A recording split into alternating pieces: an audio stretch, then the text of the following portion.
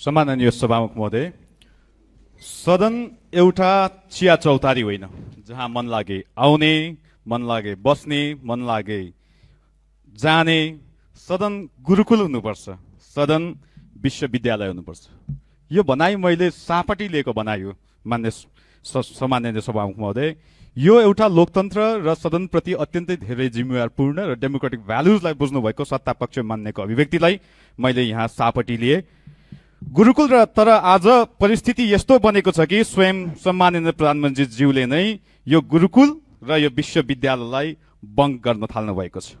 देशको कार्यकारी प्रमुखले सदन जस्तो गरिमामय संस्थालाई बेवास्ता गर्नु दुःखद मात्र होइन, संसदीय अभ्यासप्रतिको उदासीनताप्रति होइन र सम्माननीय सभामुख महोदय, अझ दुःखको कुरा सत्ता पक्षका सम्माननीय सदस्यहरू त्यसलाई सामान्य बनाउने प्रयत्न गरिराख्नु भएको छ। सभामुख महोदय, हिजो मात्रै यहाँ मात्र हजुरका आसनबाट हजुरले भन्नुभयो नीति तथा कार्यक्रम सबैभन्दा महत्त्वपूर्ण दस्तावेज हो, यो देशको रोडम्याप हो, यसलाई 3 करोड नेपालीले हेरिरहेका छन्। त्यसैले प्रतिपक्षको माग अस्वाभाविक थिएन सभामुख महोदय। हाम्रो माग केवल यति थियो, यति महत्त्वपूर्ण विषयमा उठेका प्रश्नहरूको जवाफ सम्माननीय प्रधानमन्त्रीज्यू स्वयंले दिनुपर्छ। देशभित्रै रहनु भएको संसद भवनबाट केही 100 मिटर दूरीमा कार्यालय रहेको प्रधानमन्त्रीलाई सदनमा उपस्थित गराइयोस् भनेर हाम्रो आग्रह मात्र थियो। नीति तथा कार्यक्रम भनेको सरकारले आगामी 1 वर्षको दिशा, प्राथमिकता र कार्ययोजना हो। तर दुर्भाग्य यति महत्त्वपूर्ण विषयमा पर्याप्त छलफल हुन पाएन। हामीसँग गम्भीर प्रश्नहरू छन्, ती प्रश्न प्रधानमन्त्रीज्यूलाई सोध्न चाहन्छौँ। संविधानको धारा 76(10) अनुसार प्रधानमन्त्रीज्यूलाई संसदप्रति उत्तरदायी बनाउन चाहन्छौँ। तर आज 2/3 नजिकको संस्थाको आडमा संसदहरूलाई नै कमजोर बनाउने प्रयास भइरहेको अनुभूति भइरहेको छ।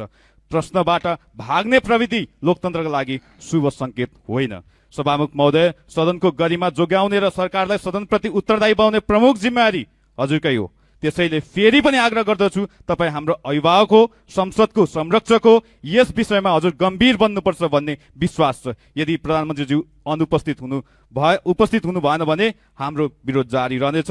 अन्त्यमा स्वर्गीय नेता प्रदीप गिरीलाई सम्झन चाहन्छु। उहाँले भन्नुभएको थियो संसदीय बहुमतको कुनै भर हुँदैन, मुख्य कुरा प्रजातान्त्रिक मूल्य र मान्यता प्रतिको प्रतिबद्धता हो। आज त्यो अभिव्यक्ति अझ बढी सान्दर्भिक बनेको छ जस्तो लागेको छ सभामुख महोदय। हजुरको विश्वास, हजुरको भरोसा, हिजोको चरणको बैठकमा हजुरले राख्नु भएको अभिव्यक्ति, हामीप्रति दिनु भएको विश्वासलाई आत्मसात गर्दै, हजुरको भरोसामाथि विश्वास गर्दै श्रद्धेय सम्माननीय प्रधानमन्त्रीज्यू जवाफ दिन आउनुहुनेछ भन्ने विश्वासका साथ मेरो भनाइ अन्त्य गर्न चाहन्छु। धन्यवाद। जय नेपाल।